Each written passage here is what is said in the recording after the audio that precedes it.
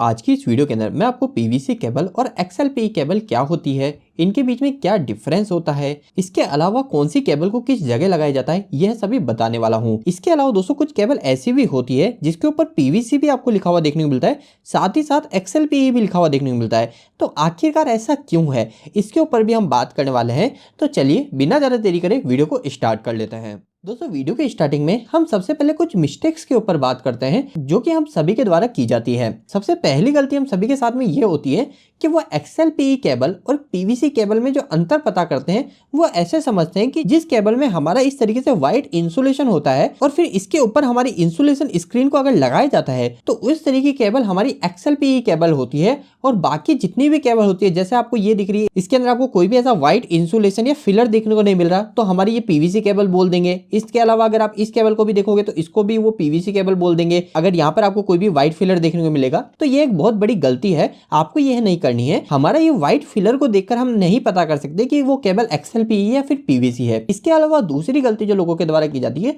वो ये होती है, कुछ लोग ऐसा समझते हैं कि जिस केबल में हमारा आर्मंड होता है वह केबल हमारा एक्सएलपीई केबल होती है और जिस केबल के साथ में हमारा आर्मंड नहीं है वो हमारी जो हो जाती है पीवीसी केबल हो जाती है। तो ये चीज भी सोचना गलत है पूरी तरीके से, आपको ये गलती भी आगे से नहीं करनी है। और साथ ही में तीसरी गलती जो कि कई सारे लोग समझते हैं, वो ऐसा समझते हैं कि हमारी जो एक्सएलपीई केबल होती है वो सिर्फ हमारी बड़ी साइज की केबल ही होती है। मतलब जैसे 150 स्क्वायर एमएम की केबल हो गई, हमारी 300 स्क्वायर एमएम की केबल हो गई। अगर आप इतनी बड़ी साइज की केबल ला रहे हैं तो ही हमारी आपको एक्सएलपीई केबल देखने को मिलेगी। जैसे हमारी 2.5 स्क्वायर एमएम हो गई, 25 स्क्वायर एमएम हो गई, ये सभी पीवीसी केबल में आती है। तो ऐसा भी बिल्कुल नहीं है। आपको मैं बता दूं कि एक्सएलपीई केबल भी आपको 1.5 स्क्वायर एमएम, 2.5 स्क्वायर एमएम की रेंज में भी मिल जाती है। तो आपको ये सभी गलती नहीं करनी है आगे से। अब आप सभी के मन में यही सवाल आ रहा होगा कि आखिरकार इन दोनों केबल में क्या अंतर होता है और कौन सी केबल को कहां लगाया जाता है। तो दोस्तों सबसे पहले अगर मैं आपको इन दोनों केबल की फुल फॉर्म की बात करूं और बताऊं कि आखिर इनमें अंतर क्या है पीवीसी और एक्सएलपीई में,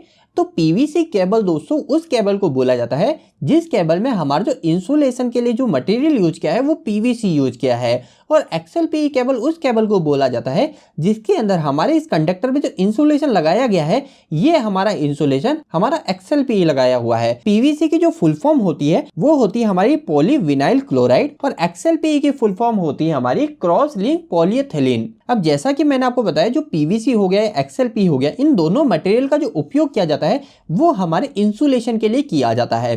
तो कौन सा इंसुलेशन बेस्ट है, इन दोनों के बीच में क्या अंतर है, ये हम फटाफट से जान लेते हैं। सबसे पहले आपको छोटे से शब्दों में यह पता होना चाहिए कि जो पीवीसी केबल होती है इसका मैक्सिमम जो उपयोग होता है वो रेसिडेंस एरिया में होता है। मतलब हमारे घरों में, ऑफिसेस में जो उपयोग केबल की जाती है वो पीवीसी केबल की जाती है। वहीं एक्सएलपीई केबल की बात करें तो इसका मैक्सिमम उपयोग हमारे इंडस्ट्री के अंदर किया जाता है। तो ऐसा क्यों हो रहा है कि एक्सएलपीई को हम इंडस्ट्री में उपयोग कर रहे हैं, पीवीसी को हम घरों में उपयोग कर रहे हैं? तो यहाँ पर कई सारे रीजन आपको देखने को मिलते हैं। सबसे पहला जो रीजन आ जाता है वो आ जाता है हमारे इस मटेरियल का टेम्परेचर झेलने की पावर, यानी ये कितने टेम्परेचर को झेल सकती है। तो अगर आप पीवीसी केबल की बात करो तो यह सिर्फ 70 डिग्री सेल्सियस तक ही हमारे सही से ऑपरेट हो सकती है। इससे ज्यादा अगर टेम्परेचर होगा आपकी केबल का या फिर आसपास सराउंड में, तो पीवीसी जो मटेरियल है जो केबल के ऊपर लग रहा है यह हमारा वीक होना स्टार्ट हो जाएगा, जिसके कारण आपके फॉल्ट आने की आशंका बढ़ जाती है। जबकि वहीं अगर आप एक्सएलपीई की टेम्परेचर कैपेसिटी की बात करो तो वो 90 डिग्री सेल्सियस तक आती है। इसके अलावा दोस्तों दूसरा रीजन मेन आ जाता है, वो है इन दोनों की लाइफ को लेके। जब आप पीवीसी केबल को 70 डिग्री सेल्सियस के नीचे ही ऑपरेट कराते हो तो उस केस में हमारे इस केबल का इंसुलेशन जो है, उस इंसुलेशन की जो लाइफ वो लगभग 20 साल तक रहती है। वहीं अगर आप एक्सएलपीई की बात करो जिसको आप पीवीसी से ज्यादा टेम्परेचर पे भी ऑपरेट करा रहे हो, 90 डिग्री सेल्सियस तक भी ऑपरेट करा रहे हो, तो भी इस एक्सएलपीई की जो लाइफ है वो 40 साल तक रहती है। तो आप देख सकते हैं कि दोनों पीवीसी और एक्सएलपीई में कितना ज्यादा डिफरेंस आ जाता है इसकी लाइफ को लेकर। इन दोनों की ओवरलोड और शॉर्ट सर्किट के समय टेम्परेचर की जो कैपेसिटी होती है वो भी काफी अलग अलग होती है। जब ओवरलोड की बात करें पीवीसी केस में तो ये 90 डिग्री सेल्सियस तक सहन कर सकती है। वहीं शॉर्ट सर्किट के केस में यह मटेरियल 135 डिग्री सेल्सियस तक को सहन कर सकता है। वहीं जब आप एक्सएलपीई की बात करते हो तो एक्सएलपीई के केस में ये रेंज काफी ज्यादा बढ़ जाती है। एक्सएलपीई में ओवरलोड के केस में आप 130 डिग्री टेम्परेचर तक भी ये सर्वाइवल रहती है और शॉर्ट सर्किट के केस में ये 250 डिग्री सेल्सियस तक भी हमारा सहन कर लेती है। तो आपको यहाँ पर काफी ज्यादा डिफरेंस दिख रहा है पीवीसी और एक्सएलपीई के केस में। साथ ही में इनमें और भी कई कई सारे डिफरेंस होते हैं, जैसे कि जो XLPE केबल होती है, जो XLPE मटेरियल होता है हमारा इंसुलेशन का, ये हमें इलेक्ट्रिकल के साथ में काफी अच्छी मैकेनिकल स्ट्रेंथ भी देता है। जैसे कि आपने जहां पर केबल को बिछा रखा है, जहां पे केबल लगा रखी है, अगर वहां पर कई सारा मॉइस्चर कंटेंट है, मतलब जो हमारी हवा में पानी होती है, जो नमी होती है, अगर वो नमी भी है तो ये उसको काफी हद तक रेजिस्टेंस कर लेता है पीवीसी के मुकाबले। ये हमारा ऑयल रेजिस्टेंट भी होता है। साथ ही में अगर कोई केमिकल है तो केमिकल रेजिस्टेंट भी होता है। साथ ही में अगर एसिड एटमॉस्फेयर है थोड़ा, तो वहां पे भी ये आपको काफी ज्यादा मदद करता है। लेकिन पीवीसी इस केस में हमारा थोड़ा वीक हो जाता है। तो आपको ये कई सारे फायदे देखने को मिलते हैं XLPE के केस में।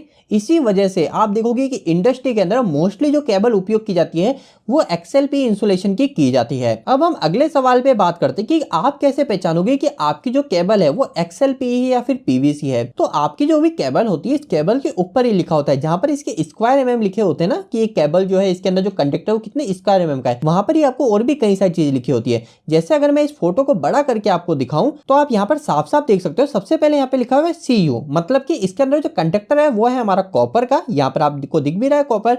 इसके आगे लिखा हुआ है XLPE। XLPE का मतलब है इस कॉपर के ऊपर जो इंसुलेशन का उपयोग किया गया है, जो हमारा आपको ये व्हाइट कलर का फिलर देखने को मिल रहा है, ये है हमारा XLPE। अब यहाँ पर कई सारे लोग बोलेंगे कि यहाँ पर ये है XLPE या फिर ये व्हाइट वाला फिलर है। ये जो यहाँ पर आपको जैकेट देखने को मिल रही है इस कंडक्टर के ऊपर, इसे बोला जाता है हमारे कंडक्टर स्किन या कंडक्टर स्क्रीन। आपको यहाँ पर देखने को भी मिल रहा है। ये हमारा एक तरीके से हमारे जितने भी कंडक्टर है इसको आपस में ज्वाइंट पास में रखने का काम करती है। इसके ऊपर जो हमारा ये व्हाइट कलर का है ये होता है हमारा इंसुलेशन। लेकिन जब छोटी केबल की बात करते हो तो आपको ये कंडक्टर स्किन देखने को नहीं मिलती, आपको डायरेक्ट ही इंसुलेशन देखने को मिलता है। मतलब ये डायरेक्ट जो फिलर है ये फिलर ही देखने को मिलता है। तो आपको क्लियर हो गया कि आपको कैसे पता चलेगा ये XLPE केबल है या PVC। अगर ये PVC केबल होती तो यहाँ पे सब चीजें सेम होती, लेकिन यहाँ पे XLPE की जगह यहाँ पर PVC लिखा होता है। इसके बाद में नेक्स्ट क्या है, तो इसके बाद में आगे लिखा हुआ है CTS। ये CTS क्या है, तो ये हमको इस बात को बता रही है कि इसके ऊपर हमारी जो सील लगी हुई है, जो हमारी इसको मैकेनिकल स्ट्रेंथ देने का काम करेगी, वो हमारी कॉपर की लगी हुई है। C से होता है हमारा कॉपर, T से होता है टेप। टेप मतलब एक तरह से इसके राउंड राउंड लगी हुई है, टेपिंग हो रखी है,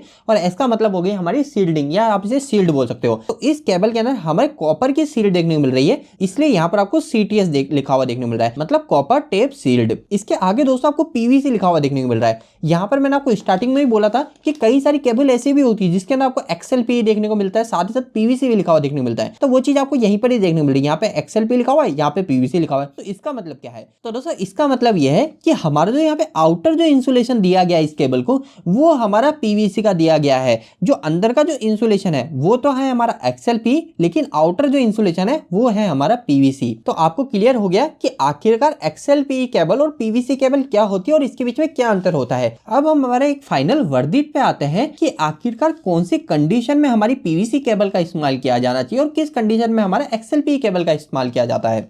तो दोस्तों इसका जवाब काफी ज्यादा सिंपल सा है।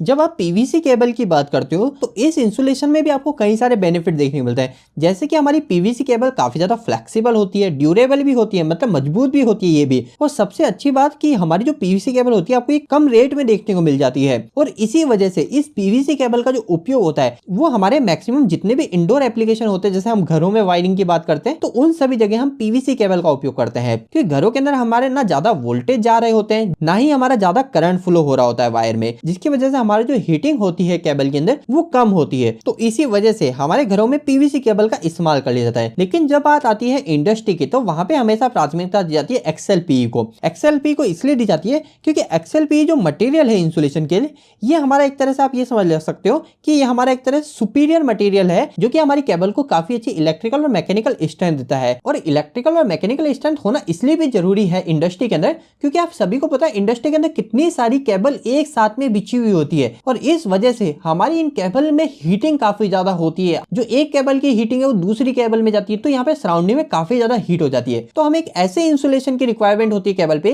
जिसकी हीटिंग झेलने की कैपेसिटी ज्यादा हो। तो इसलिए इंडस्ट्री के अंदर मोस्टली XLPE केबल का इस्तेमाल किया जाता है। और इसके अलावा हमारे इंडस्ट्री के अंदर हमें कुछ ऐसी केबल भी चाहिए जो एक अच्छी मैकेनिकल स्ट्रेंथ प्रोवाइड करे। तो इसी वजह से आप सभी देखोगे कि हमारी सभी केबल इंडस्ट्री में जो बिछाई जाती है वो हमारी आर्मंड वाली केबल होती है जिसमें हमारा आर्मंड हो, तो आर्मंड तो आपको उस केबल के अंदर देखने मिलता है, लेकिन मैंने आपको बताया XLPE केबल के अंदर आपको और भी मैकेनिकल स्ट्रेंथ देखने को मिलती है, जैसे कि काफी ज्यादा अच्छी हीट रेजिस्टेंस होती है, मॉइस्चर रेजिस्टेंस होती है, केमिकल रेजिस्टेंस होती है। तो इसी वजह से आप सभी देखोगे इंडस्ट्री के अंदर हमेशा XLPE केबल को ही प्रेफर किया जाता है। लेकिन अगर आप आपके घर के लिए केबल को सिलेक्शन कर रहे हैं तो आप आसानी से बिना सोचे समझे ऑफिस और घरों के लिए आप आपके PVC केबल का इस्तेमाल कर सकते हो। उम्मीद करता हूँ आज का ये वीडियो आपको काफी ज्यादा पसंद आया होगा। अगर आपको ये वीडियो अच्छा लगा है तो प्लीज हमें एक लाइक करके जरूर बताइएगा। वीडियो के आखिरी के अंदर मैं आपके लिए काफी अच्छी अनाउंसमेंट लेके आया हूँ कि अगर आप PLC से रिलेटेड नॉलेज लेना चाहते हैं लेकिन आपको अच्छे से कहीं नहीं मिल पा रही है, आपने कुछ लोगों के कोर्स भी खरीदे हैं लेकिन आपको अच्छे से बेनिफिट नहीं मिल पा रहा है, आप सीख नहीं पा रहे हैं, तो बहुत ही जल्द मतलब कुछ ही वीक्स के अंदर, कुछ ही दिनों के अंदर तो आपको हमारी तरफ से काफी अच्छी अनाउंसमेंट मिलने वाली है। अगर आपको PLC से रिलेटेड बिल्कुल भी नॉलेज नहीं है तो भी आप PLC में एक्सपर्ट बन जाएंगे। आप PLC में प्रोग्राम कर लेंगे, कोई भी प्रोग्राम में आप चेंजेस कर पाओगे, आपको उस लेवल तक PLC का नॉलेज होने वाला है। तो बस आपको थोड़ा सा और इंतजार करना है और आप कितने एक्साइटेड है PLC को सीखने के लिए हमें कमेंट में जरूर बताइएगा। आज की इस वीडियो में सिर्फ इतना ही। धन्यवाद।